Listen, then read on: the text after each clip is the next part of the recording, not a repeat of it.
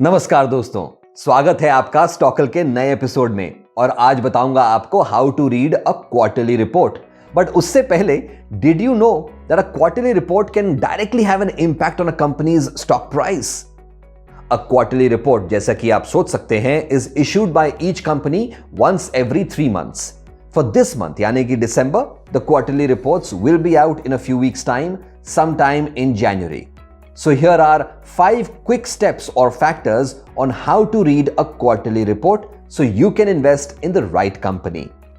सबसे पहले देखना है आपको revenue versus sales की तरफ। Looking at the quarterly report, सबसे पहले हमें यह पूछना है कि भैया आपने इन 3 महीनों में कितना कमाया? In that, the revenue indicates the demand for the products or services of a particular company. This estimates the company's performance and whether it is worth shortlisting for a stock investment. While the total sales made by the company are called gross sales, net sales is a factor which takes away the discounts, allowances, or returns. Since net sales gives a clearer picture of the income generated, it is a better indicator of any business's health. इसके बाद आती है बात profits की।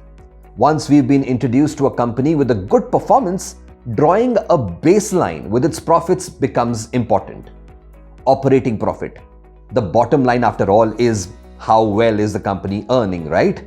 One of the terms used to indicate this is operating profit.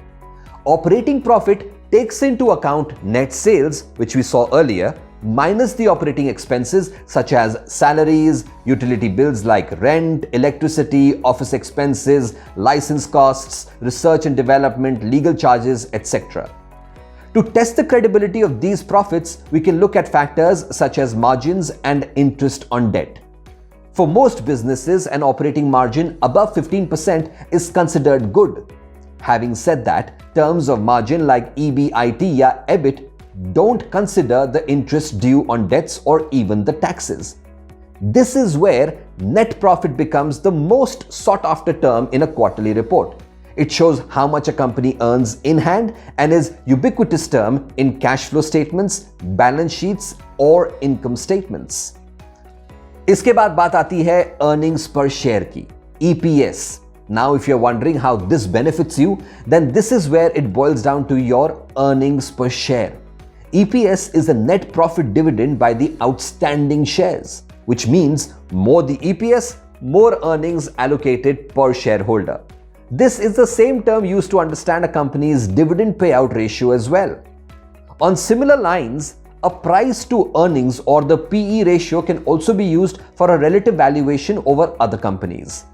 This lets an investor judge whether a company is overvalued or undervalued. इसके बाद जो factor आपको कंसीडर करना है वो है guidance report. While this is not mandatory, companies usually issue guidance along with the report of the quarter that happened. A guidance is an estimate of the performance expected in the next quarter or even in the coming year. More than the performance of the past, a guidance can be impactful for the stock value of the companies. For example, stock prices of the companies can drop in spite of reporting profits and increase in revenue due to their failure to meet the guidance set before investors. The next factor to consider is whisper number. Now, what if all these numbers published in a company's reports are, well, not the real numbers? Well, we don't mean to scare you, but whisper numbers emerge from rumors that a company has done much better or worse than expected. As investors react to the news, unexpected spikes occur in stock prices, which is why cross-checking numbers with the consensus estimate or aforementioned factors in a quarterly report becomes important before investing. That's about everything you need to know to get started with a quarterly report. Let us know in the comments below which companies' quarterly reports would you wish to read.